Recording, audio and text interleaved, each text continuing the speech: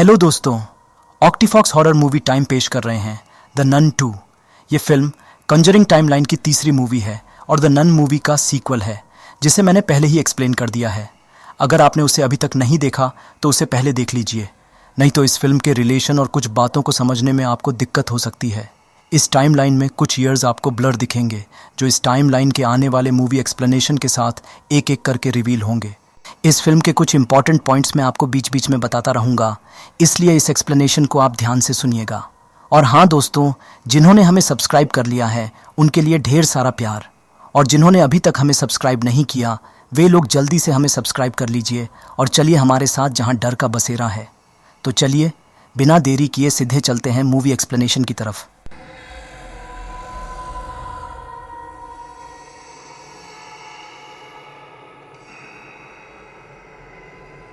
Film की शुरुआत होती है 1956 में फ्रांस के तारास्कॉन नामक शहर के गलियों से, मतलब 1952 में घटी एबी ऑफ सेंट कार्टा मोनेस्ट्री के उस भयानक हादसे के 4 साल बाद से, जहां हम जैक नाम के एक बच्चे को देख पाते हैं जो हर रोज़ अपनी पढ़ाई और घर के काम में अपनी माँ का हाथ बटा के हर शाम चर्च जाता है और चर्च में फादर नॉयरेट के लिए एक हेल्पर का काम करता है, मतलब उनके इंस्ट्रक्शंस को फॉलो करना, जैसे साफ़ सफाई करना, प्रेयर के लिए वाइन ले आना और बाकी छोटे मोटे काम में उनका हाथ बटाना वगैरह। तो रात को प्रेयर के ख़त्म होने के बाद फादर नॉयरेट जैक को वो वाइन वापस उसकी जगह पर रखने को कहते हैं। वहाँ हम एक पेंटिंग को भी देख पाते हैं जिसमें सेंट लूसी अपनी आंखों को निकाल कर एक ट्रे पर रखी हुई है, जिसके बारे में हमें बाद में पता चलेगा। खैर, तो जैक अपना साफ़ सफाई का काम ख़त्म करके उस वाइन को रखने चला जाता है, लेकिन जब जैक वहाँ पहुँचता है तो देखता है कि उसका फुटबॉल एक कुर्सी पर रखा हुआ है, जिसे देख वो हैरान हो जाता है, क्योंकि जब वो वाइन को लेने आया था तब उसने बॉल को नीचे रखा था जो अब कुर्सी पर है, जबकि उसके और फादर नॉयरेट के सिवा यहाँ और कोई आता नहीं। तो इसे इग्नोर करके वो बॉल को वापस गिरा देता है, जो एक अंधेरे गली में चला जाता है। और जब जैक उस वाइन को रखकर वापस मुड़ता है तो देखता है कि वो बॉल उस अंधेरी गली से बाहर निकल के उसके पास आ गई है, जैसे मानो किसी ने उसे वापस भेज दिया हो, जिसे देख जैक हैरान हो जाता है। वो ये सोच ही रहा था कि तभी वो वाइन का जार अपने आप ही फट जाता है, जिससे डर के जैक उसी वक्त जाके फादर को सारी बात बताता है, जिसे सुन फादर बेसमेंट की तरफ जाने लगते हैं। लेकिन तभी उन्हें प्रेयर रूम से कुछ आवाज़ सुनाई देती है, तो चेक करने वे पहले प्रेयर रूम की तरफ जाते हैं, जहाँ वे देखते हैं कि चर्च का होली वाटर उबल रहा है और देखते ही देखते उसका सारा पानी भाप बनकर उड़ जाता है। तभी हम वहाँ नन की आत्मा को देख पाते हैं, जो फादर नॉयरेट को हवा में उठाकर उन्हें जिंदा ही जला देती है।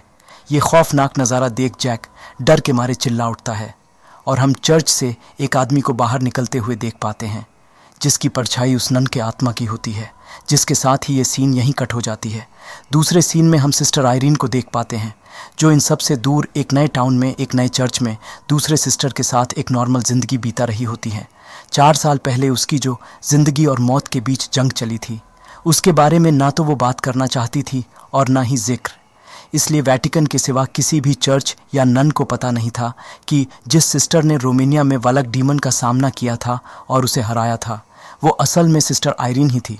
खैर, तो मदर सुपीरियर उसे बताती हैं कि चर्च में डेबरा नाम की एक नई सिस्टर आई हुई है, जिसको गॉड पर विश्वास ही नहीं है, और अगर ऐसा ही चलता रहा तो डेबरा कभी भी एक अच्छी सिस्टर नहीं बन पाएगी। तो उनकी बात को सुन सिस्टर आयरीन डेबरा से मिलने जाती है, जहां वे दोनों बातें करने लगते हैं। सिस्टर डेबरा बताती है कि वो असल में मिसिसिपी से है, जहां जंग के दौरान उसके परिवार पर हमला हुआ था और उसके सभी भाई देश की सेवा करने आर्मी में शामिल हो गए। तो ये देख उसके पापा उसे गॉड की सेवा करने यहाँ भेज दिया, जबकि वो सिस्टर बनना नहीं चाहती थी, लेकिन उसके पापा के ज़िद की वजह से उसे यहाँ आना पड़ा। ये बता के जब डेबरा सिस्टर आयरीन से उसके बारे में पूछती है तो आयरीन बताती है कि उसे अपनी माँ के बारे में बहुत ज़्यादा याद नहीं, बस कुछ यादों की झलकियाँ हैं जिनके सहारे वो अपनी माँ को याद कर लेती है, और उसके पिताजी ने उसे कभी समझा ही नहीं, तो उन्होंने उसे एक सिस्टर बनने के लिए भेज दिया, और वो खुद भी गॉड की सेवा करना चाहती थी तो वो आ गई। दूसरे सीन में हम कुछ सिस्टर्स को देख पाते हैं जो 4 साल पहले रोमानिया के उस घटना के बारे में बात कर रही होती हैं कि सेंट कार्टा के मोनेस्ट्री में सिस्टर्स खुद की जान लेने लगी थी, जिसे देख ऐसा लग रहा था कि उन्होंने आत्महत्या की है, लेकिन असल में उस मोनेस्ट्री के तहखाने में नरक का दरवाज़ा था, जिसमें से एक डीमन इस दुनिया में आ गया था, जिसने एक नन का ही रूप ले लिया ताकि वो उनमें घुल मिल सके, और इसी डीमन से वे सिस्टर्स खुद को बचा रही थीं ताकि वो डीमन उन्हें पोजेस कर इस दुनिया में ना आ जाए। तब वेटिकन ने एक फादर और एक सिस्टर को वहां भेजा जिन्होंने उस डीमन को हराया, जिसके बाद उस फादर को बिशप बना दिया गया। लेकिन ये किसी को नहीं पता कि उस हादसे के बाद उस सिस्टर का क्या हुआ या वो कहाँ गए। उनकी ये सारी बातें सिस्टर आयरीन चुपचाप सुन रही थी, लेकिन वो कुछ नहीं कहती और वहां से चली जाती है। दूसरे सीन में हमें फ्रांस के एक गर्ल्स बोर्डिंग स्कूल को दिखाया जाता है जिसकी प्रिंसिपल मैडम लॉरेंट होती हैं, जहां हम सिमोन और सेलेस्टे नाम की कुछ शरारती लड़कियों को भी देख पाते हैं जो आए दिन शरारत करते रहते हैं। वहां हम फ्रेंची उर्फ मॉरिस थेरियोल्ट को भी देख पाते हैं जो वहां साफ सफाई, गार्डनिंग और छोटे मोटे रिपेयरिंग का काम करता है। उसके फ्रेंडली नेचर के कारण स्कूल की सभी लड़कियां उसे पसंद करती थीं, जिस बात को हमने नन मूवी के पिछले पार्ट में भी देखा था, जहां उस गांव के लोग कुछ ही दिनों में फ्रेंची को पसंद करने लगे थे। खैर, तो उसी स्कूल में सोफ़ी नाम की एक स्टूडेंट होती है जो अपनी माँ केट के साथ इसी हॉस्टल में रहती है। वे लोग बहुत गरीब परिवार से थे। सोफ़ी के पिताजी के देहांत के बाद केट इसी स्कूल में एक टीचर की नौकरी करने लगी और अपनी बेटी के साथ यहीं रहने लगी। सोफ़ी और मॉरिस के बीच एक गहरी दोस्ती थी, तो मॉरिस को देने के लिए सोफ़ी एक फ्रेंडशिप बैंड लाई थी जिसे सोफ़ी ने अपने हाथों से बनाया था उनके दोस्ती की निशानी के तौर पर। लेकिन तभी सिमोन अपने दोस्तों के साथ वहां आके वो फ्रेंडशिप बैंड सोफ़ी के हाथ से ले लेती है और मॉरिस को सोफ़ी का बॉयफ्रेंड बोलकर उसे चिढ़ाने लगती है। तभी मॉरिस उन्हें फ्रेंडशिप बैंड को वापस करने और तमीज़ से बात करने को कहता है, जिससे वो लड़कियां डर जाती हैं। तभी प्रिंसिपल मैडम लॉरेंट वहां आ जाती हैं और सभी लड़कियों को अपने क्लास में जाने को बोलती हैं। दूसरे सीन में हम एक लड़की को देख पाते हैं जो डिलीवरी सर्विस में काम करती थी और आज वो हॉस्टल के स्टोर रूम में कुछ डिलीवरी का सामान रखने आई थी, जिन्हें रख कर जब वो जा रही होती है तभी उसे एक कमरे से कुछ आवाज़ सुनाई देती है। लेकिन जब वो चेक करने उस कमरे में जाती है तो हम वहाँ मॉरिस को एक अजीब हालत में देख पाते हैं, जिसे देख उस लड़की को हैरानी होती है। लेकिन तभी वो नन की आत्मा उसके सामने आ जाती है, जिसे देख डर के मारे वो लड़की अपनी जान बचाकर भागने लगती है, लेकिन बच नहीं पाती। वो नन की आत्मा आखिर उसे पकड़ के बेरहमी से मार देती है और उसकी एक चीख के साथ ये सीन यहीं कट हो जाती है। उसी रात सिस्टर आयरीन को एक सपना आता है जिसमें वो खुद को एक अंधेरे टनल में देखती है जहां मॉरिस उससे मदद मांग रहा होता है और देखते ही देखते मॉरिस एक डीमन में कन्वर्ट हो जाता है, जिसे देख डर के मारे सिस्टर आयरीन की नींद टूट जाती है, जिसे सिस्टर डेब्रा आके संभालती है। सिस्टर आयरीन को समझ में नहीं आता कि उसने ये क्या देखा और क्यों। दूसरे दिन की सुबह सिस्टर आयरीन से मिलने वेटिकन से कार्डिनल कॉनरॉय आते हैं, जिन्हें हमने पिछले पार्ट में भी देखा था। वहाँ बाकी फादर और सिस्टर के साथ हम सिस्टर डेब्रा को भी देख पाते हैं। कार्डिनल बताते हैं कि पिछले 1 महीने में अलग अलग जगहों से प्रीस्ट और सिस्टर्स के मौत की खबरें आ रही हैं और आखिरी मौत फ्रांस में फादर नोयरेट की हुई है, जिन्हें जिंदा ही जला के मार दिया गया है, जिस कारण वेटिकन चाहता है कि सिस्टर आयरीन खुद जाके इस बात की जांच करे। कार्डिनल का कहना था कि सिस्टर आयरीन में कुछ स्पेशल पावर्स हैं और रोमेनिया में उसने जिस बहादुरी से उस डीमन का सामना किया और उसे हराया वो तारीफ के काबिल है। लेकिन वो डीमन वापस आ गया है और किसी खास मकसद से ये हत्याएं कर रहा है। सिस्टर डेब्रा उनकी ये सारी बातें सुन रही थी, जिससे उसे पता चल जाता है कि उस दिन जिस सिस्टर के बारे में वे लोग बातें कर रहे थे वो सिस्टर आयरीन ही थी। कार्डिनल की बातों को सुन आयरीन वहाँ जाने से इनकार कर देती है, क्योंकि उसका कहना था कि एक बार वो उस डीमन का सामना करते हुए मरते मरते बची है, अब वो दोबारा उसका सामना नहीं करना चाहती। ये कहते हुए वो उन्हें फादर बर्ग से कांटेक्ट करने को कहती है, लेकिन तभी उसे एक शॉकिंग बात पता चलता है कि हैजे से फादर बर्ग की मौत हो गई है और अब सिर्फ वही बची है जिसने उस डीमन का सामना किया है, तो ये काम उसके सिवा और कोई नहीं कर सकता। ये सुन ना चाहते हुए भी आयरीन मान जाती है, क्योंकि यहाँ इंसानियत को बचाने का सवाल था, और निकल जाती है फ्रांस की तरफ एक बार फिर उस डीमन का सामना करने के लिए। लेकिन इस बात से अनजान कि आगे क्या होने वाला है। तभी सरप्राइजिंगली हम उस ट्रेन में सिस्टर डेब्रा को देख पाते हैं, जो किसी को बिना बताए चुपके से सिस्टर आयरीन का पीछा करते हुए उस ट्रेन में आ गई थी। उसे वहां देख सिस्टर आयरीन चौंक जाती है और उसे समझाने लगती है कि यह सफर बहुत खतरनाक है, वहां कुछ भी हो सकता है, क्योंकि वो शायद उस डीमन का सामना कर पाएगी, लेकिन डेब्रा अभी तैयार नहीं है। जिस पर सिस्टर डेब्रा का कहना था कि इस खतरनाक सफर में आयरीन को उसके मदद की जरूरत पड़ेगी, जिसे सुन सिस्टर आयरीन कुछ नहीं कहती। उधर स्कूल में सिमोन एक बार फिर सोफी को बुली करने आते हैं, लेकिन इस बार उनका प्लान कुछ और था।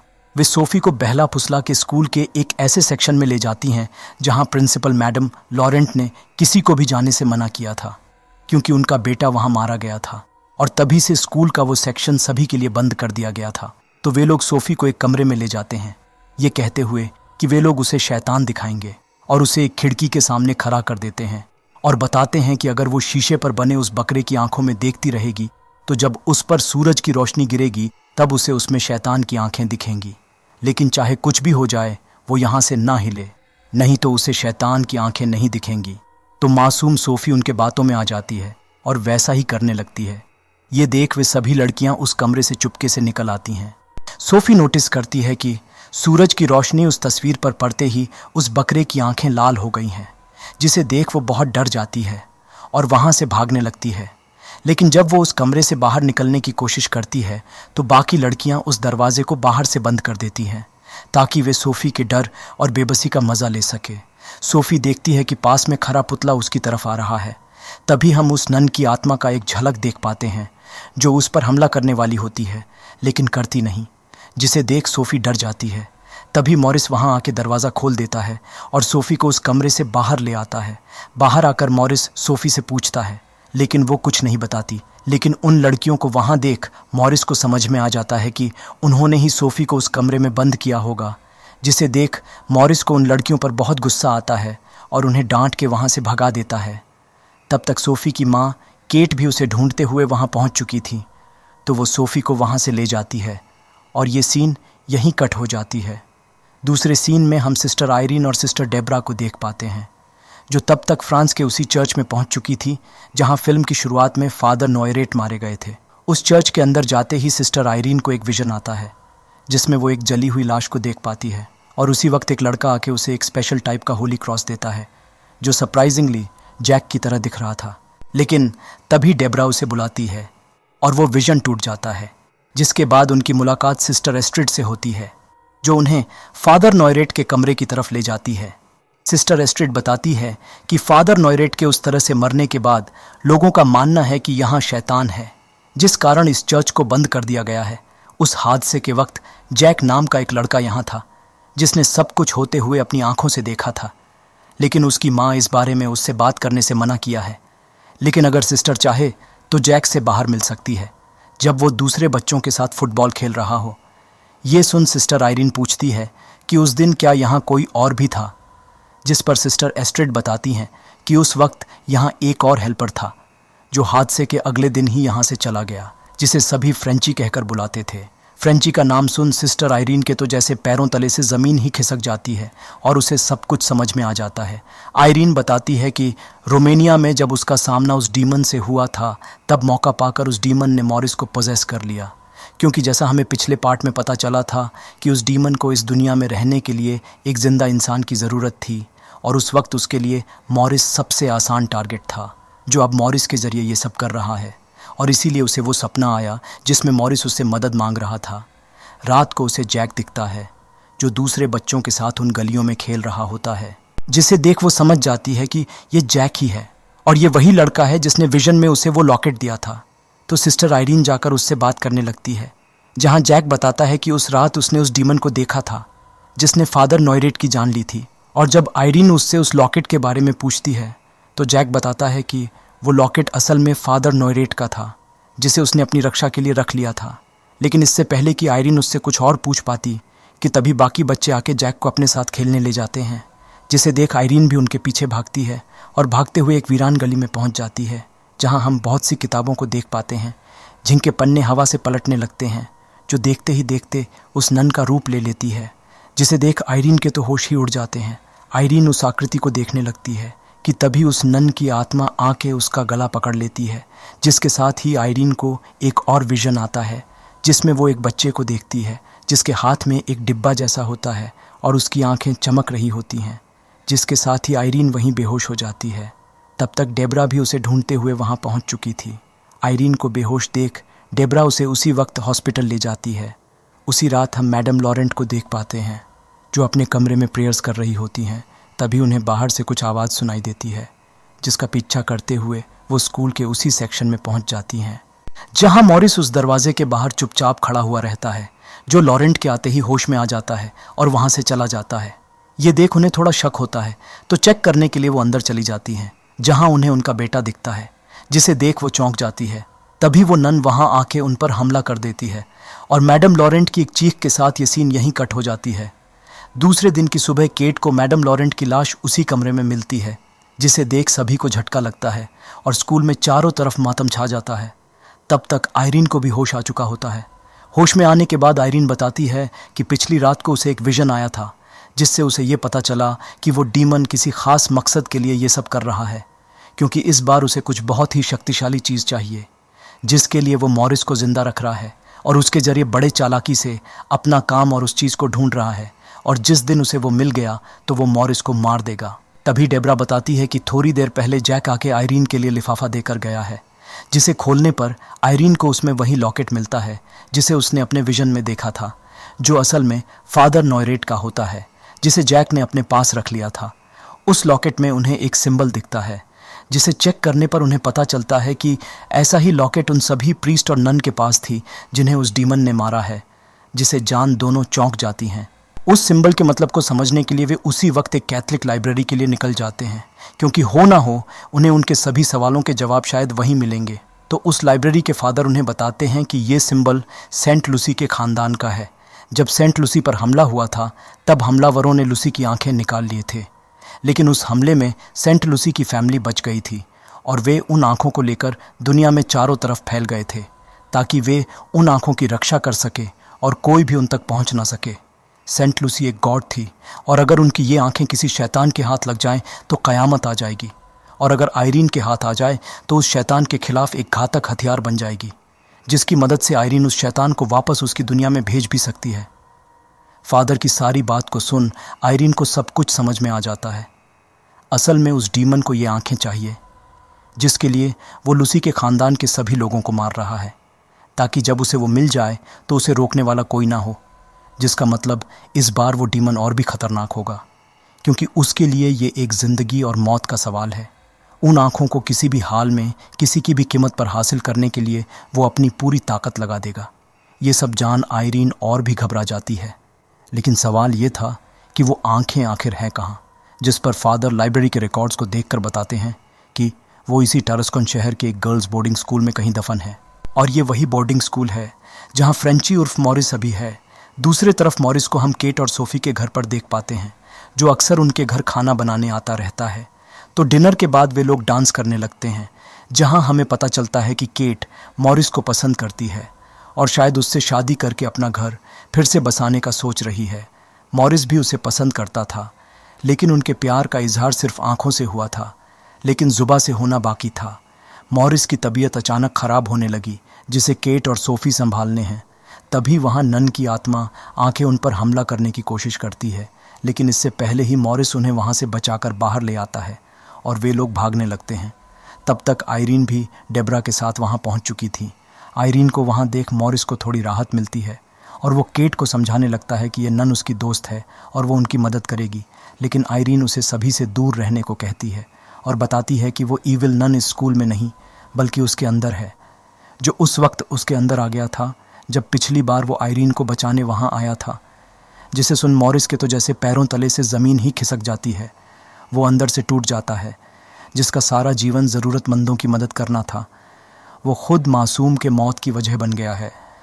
इतना कुछ हुआ ही था कि तभी वो नन की आत्मा मॉरिस को पजेस कर लेती है और जब आयरीन उसे रोकने जाती है तो मॉरिस उसे एक ही पंच से दूर फेंक देता है। यहाँ तक कि डेब्रा भी उसे रोक नहीं पाती। ये देख आयरीन प्रेयर्स बोलने लगती है, जिससे वो डीमन कमज़ोर पड़ जाता है और मौका पाते ही डेब्रा एक रॉड से मॉरिस को बेहोश कर देती है, जिसके बाद वे लोग मॉरिस को एक जगह ले जाके उसे बांध देते हैं और वापस उसी कमरे में चले जाते हैं जहाँ किसी को भी जाने की मनाही थी। आयरीन को ये यकीन था कि हो ना हो सेंट लूसी की आंखें यहीं इसी कमरे में कहीं छुपा के रखी गई होगी, लेकिन कहाँ। तभी सोफ़ी उन्हें बताती है कि जब उस शीशे पर बने बकरे की आंख पर सूरज की रोशनी पड़ती है तो वो लाल हो जाती है, जिसे सुन आयरीन डेब्रा को बाहर से उस तस्वीर पर रोशनी डालने को कहती है, जिससे होता ये है कि वो आंख चमकने लगती है और वो लाल किरणें कमरे के एक जगह पर पॉइंट करने लगती है, जिसे देख आयरीन और केट वहाँ खोदने लगती है। उधर मॉरिस भी सभी रस्सियों को काटकर आज़ाद हो चुका होता है और उनकी तरफ जाने लगता है। दूसरी तरफ किसी भयानक आवाज़ से सिमोन और सेलेस्टे के साथ बाकी लड़कियों की भी नींद टूट जाती है और चेक करने वे बाहर आती हैं, जहां तब तक डेब्रा भी पहुंच चुकी थी। तभी वो डीमन अपने असली रूप में उनके सामने आता है और उन पर हमला कर देता है। उधर तब तक आयरीन को वो डिब्बा मिल जाता है जिसके अंदर सेंट लूसी की आंखें थीं, जिसे पाकर वो बहुत खुश हो जाती है। तभी उन्हें बाकी लड़कियों के चिखने की आवाज़ सुनाई देती थी, लेकिन इससे पहले कि केट उन तक पहुंच पाती कि तभी वहां मॉरिस एक पोजेस्ड हालत में आ जाता है और सीधे उन पर हमला कर देता है। उस नन को सिर्फ वो आंखें चाहिए थीं, तो मॉरिस आयरीन को मारने लगता है, जिससे आयरीन के हाथ से वो डिब्बा गिर जाता है। ये देख सोफी उस डिब्बे को लेकर वहां से भागती है और सीधे स्कूल के घंटा घर में जाकर छुप जाती है। दूसरी तरफ डेब्रा उस डीमन से बचकर सभी लड़कियों को लेकर एक जगह जाकर छुप जाती है, लेकिन वो डीमन वहां मैडम लॉरेंट का रूप लेकर उन पर हमला कर देता है, जिससे बचकर वे लोग वहां से भी भाग जाते हैं। मतलब वो डीमन उस स्कूल में चारों तरफ आतंक फैला रखा था। उधर मॉरिस घंटा घर में सोफी तक पहुंच जाता है। तभी उस डिब्बे से तेज रोशनी निकलने लगती है, जिससे मॉरिस को उसका पता लग जाता है, लेकिन इससे पहले कि वो सोफी को पकड़ पाता, उस डिब्बे की रोशनी उसे रोक देती है, जिसका फायदा उठाकर सोफी वहां से भागने लगती है। ये देख वो आत्मा उसमें से बड़ी घंटी को गिरा देता है, जिसे सोफी वहीं अटक जाती है। सोफी ये सोच ही रही थी कि कैसे वहां से निकला जाए कि तभी मॉरिस वापस उस पर हमला कर देता है, जिससे बचकर सोफी नीचे आ जाती है। तब तक आयरीन भी वहां पहुंच चुकी थी। आयरीन को देख सोफी उसे वो डिब्बा दे देती है। तभी उनके सामने मॉरिस आ जाता है, लेकिन इससे पहले कि वो उन पर हमला कर पाता कि तभी आयरीन उस डिब्बे की ताकत से मॉरिस को रोक देती है, जिससे होता यह है कि मॉरिस तड़पने लगता है और गिर जाता है। ये देख सभी को लगता है कि वो आत्मा चली गई है और मॉरिस मारा गया है, जिसे देख सभी रोने लगते हैं। लेकिन जब आयरीन उसे चेक करने जाती है, तभी मॉरिस वापस जाग जाता है और आयरीन से उस डिब्बे को छीन लेता है। उस नन को अब सेंट लूसी की आंखें मिल गई थीं, तो वो उनके सामने एक भयानक रूप में आ जाती है, लेकिन तब भी वो मॉरिस को अपने कंट्रोल में ही रखती है। वो पहले डेब्रा को जंजीर से पकड़ लेती है, जिसे देख आयरीन प्रेयर्स बोलने लगती है, तो वो नन आयरीन को हवा में उठाकर उसे जलाने लगती है। लेकिन आयरीन के पास गॉड की दी हुई स्पेशल पावर्स थी, जिस कारण नन उसे जला नहीं पाती और वो आग अपने आप ही बुझ जाती है। तब तक डेब्रा भी खुद को छुरा चुकी थी, तो वो आयरीन को लेकर एक पिलर के पीछे छुप जाती है। आयरीन देखती है कि वहाँ चारों तरफ वाइन है, जो प्रेयर करने पर जीसस के खून के समान माना जाता है, जो बहुत ही पवित्र और शक्तिशाली होता है। तभी मॉरिस आके सोफी पर हमला करने जाता है, लेकिन मॉरिस की आत्मा उसे रोक देता है और नन की ताकत से लड़ने लगता है ताकि वो सोफी को ना मार सके। ये मौका देख आयरीन और डेब्रा उस वाइन को छूकर प्रेयर्स बोलने लगती है, और जैसे ही वो प्रेयर्स खत्म होती है, वैसे ही वहाँ रखी सभी वाइन के बैरल्स फट जाते हैं और उनका सारा वाइन उस नन पर जा गिरता है, जिससे देखते ही देखते वो नन जलकर मारी जाती है और मॉरिस पर से उसका पोजेशन भी टूट जाता है, जिसके साथ ही उस क़यामत की रात का अंत हो जाता है। दूसरे दिन की सुबह सब कुछ ठीक हो चुका था। मॉरिस भी ठीक हो चुका था। वो केट और सोफी को लेकर वहाँ से चला जाता है अपने ज़िंदगी के एक नए सफ़र पर। लेकिन सवाल ये है कि क्या सच में वो नन की आत्मा चली गई थी या बात कुछ और है? क्योंकि उस डीमन के पास तो अब सेंट लूसी की आंखें हैं, तो वो इतने आसानी से कैसे मर सकता है? ये वो सवाल हैं जिनके जवाब हमें आने वाले मूवी एक्सप्लेनेशन में मिलेंगे, जिसके साथ ही ये आखिरी सीन भी यहीं कट हो जाती है।